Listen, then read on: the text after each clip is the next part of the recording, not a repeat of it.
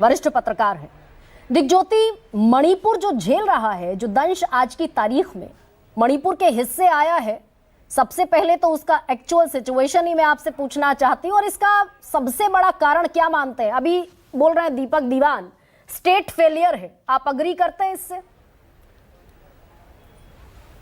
देखिए, सबसे बड़ी बात है जो मणिपुर का जो इंसिडेंट शुरू हुआ था, जो 3 मई से जो शुरुआत हुआ है, लगातार लगभग मोर देन 147 दिन हो गया, लगभग 150 दिन होने वाला है। उस समय भी एक बात को नहीं समझने के लिए आ रहा है सबको, वो है ये जो मणिपुर का हिंसा है, वो बेसिकली जो प्लेन में रहते हैं मेइतेस वर्सेस जो हिल्स में रहते हैं कुकीज, वो जो आपका फीलिंग्स है, वो जब इंडिफरेंसेस जब से खत्म नहीं होगा तब तक मणिपुर का जो आम जिंदगी है वो वापस आने का कोई उम्मीद नहीं है। और सबसे बड़ी बात है, आज ही के दिन में arm forces power special act फिर से लागू कर दिया मणिपुर में, जहां पर 19 पुलिस स्टेशन वो आपको मणिपुर की वो जगह में है जो वैली में है, जो मेइतेस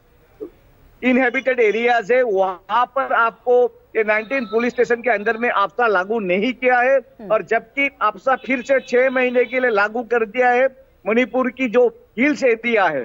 पर्टिकुलरली जहां पर कुकी लोग और दूसरा हिली एरिया है उसी पर। और ये पूरा जो मुद्दा हो रहा है, अभी जो परसों जो आया 2 स्कूल का बच्चे का जो अपहरण का कांड, और उसके बाद उन लोग का जो डेड बॉडी मिले हैं, उसको लेके भी जो हो रहा है सब कुछ है, जो पहले से भी जो घटना हो रहा है वो एनालिसिस कभी भी करने के लिए नहीं कोशिश कर रहा है। वही हम लोग को सबको आश्चर्य होता है कि किस तरह से ये घटना हो रहा है। और सबसे बड़ी बात है कि किस तरह से ये सामने कोई सिस्टम का कोई व्यवस्था नहीं है, जहां पर इन लोग को जैसे कि जो हिल्स एरिया है और जो प्लेन है, दोनों की मणिपुर की आम आदमी के बीच एक वातावरण नहीं लाएंगे तो वहां जो आदमी का जो लाइफस्टाइल है वो चल नहीं पा रहा है। क्योंकि ऐसा भी हो रहा है गुवाहाटी में, जब मैंने गुवाहाटी में हूँ फिलहाल, शुरुआत में हम लोग मणिपुर में ही थे, मगर अभी हम लोग सब गुवाहाटी में आ गया है, तो इसलिए हम लोग एक चीज बता सकता है, यहाँ पर जो हालत है सब लोग का बात ऐसा है, मणिपुर का जो सिचुएशन है अभी, वहां की आम जिंदगी फिर कब से फिर रिटर्न आएगा ये कोई बोल नहीं सकता है, नहीं पाएगा। लेकिन दिग्ज्योति, आपने अभी एक फैसले का जिक्र किया सरकार के कि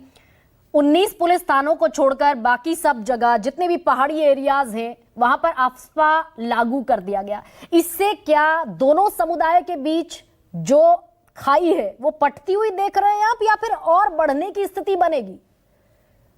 नहीं, वही बात है, जब आपका फीलिंग्स हो जाएगा वो, जब यहाँ का नॉर्थ ईस्ट स्टेट की जो फीलिंग्स है, ये होता है हमेशा, क्या हम लोग को मतलब सेंट्रल एजेंसीज हो, सेंट्रल गवर्नमेंट हो, स्टेट सरकार हम लोग को कुछ नाइंसाफी कर रहा है क्या? ये जो फीलिंग्स है, ये फीलिंग्स इस घटना से और ज्यादा जुड़ जाएंगे, क्योंकि लोग को समझ में आएगा जे why not in entire Manipur, why only part of the Manipur, and that has been AFSA is not been imposed. ये लगभग 19 जो पुलिस स्टेशन है वहां पर क्यों नहीं अब तक लागू किया है? क्यों अभी पूरा मणिपुर में जो हिल्स एरिया है वहां पर कर दिया, मगर क्यों जो मेइतेई की लोग है वहां पर? क्योंकि सबसे बड़ी मैं फिर से कहना चाहता हूँ, ये सरकार को, ये कोई भी राजनीतिक दल इस दल को उस दल को मुद्दा बात नहीं है। मुख्यमंत्री एन बीरेंद्र सिंह को हटाना ना हटाना ये राजनीतिक मुद्दा हम नहीं कहना चाहते। एक वरिष्ठ पत्रकार के नाते हम यही बात कहना चाहते हैं, जो शुरू में घटना हुआ सबसे बड़ी घटना है, वहां पर जो मेइतेई को एसटी स्टेटस देने के लिए जो एन बीरेंद्र सिंह सरकार ने जो सिद्धांत ली थी और इसको लेके जो अफवाह चल रहा था मणिपुर, उसी के बाद 3 मई को यह हिंसात्मक घटना शुरू हुआ और इसके बाद लगातार आज 147 डे हो गया, अभी तक कोई ज्यादा ये नहीं हुआ कि कोई सिंगल पॉलिटिकल पार्टी का कुछ ये नहीं हुआ किस तरह से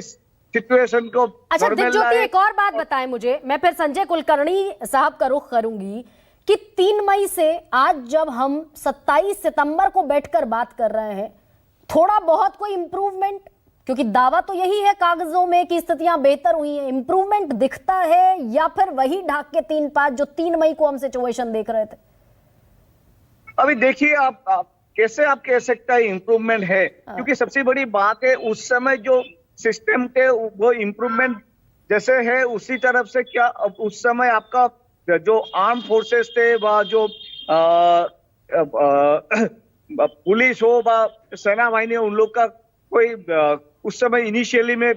शुरुआत में कोई किसी ने कोई जिस तरह से कार्रवाई कर सकते थे कर नहीं पाया था, मगर अभी उसका ऊपर कंट्रोल है, काफी कार्रवाई कर पा रहा है। अभी वहां पर जो परिस्थिति है उसको संभालने के लिए उनके पास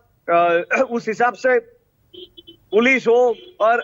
दूसरे जो पैरामिलिट्री फोर्सेस है वो उन लोग के पास मौजूद है। मगर सबसे बड़ी बात है अभी तक, सबसे बड़ी बात है मैं बार बार दोहराना चाहता हूं, अभी तक ये सिचुएशन कैसे क्यों हो रहा है? जब भी 2 दिन यही पहले गंभीर सवाल है दिग्ज्योति। ऐसे में संजय कुलकर्णी, बहुत सारी चीजें इस तरफ इशारा कर रही हैं, सबूत सामने आ रहे हैं, जैसे ही इंटरनेट पर बैन हटता है ठीक वैसे ही एक बड़ा विस्फोट होता है और बताता है कि मणिपुर कौन सा दंश झेल रहा है। बतौर डिफेंस एक्सपर्ट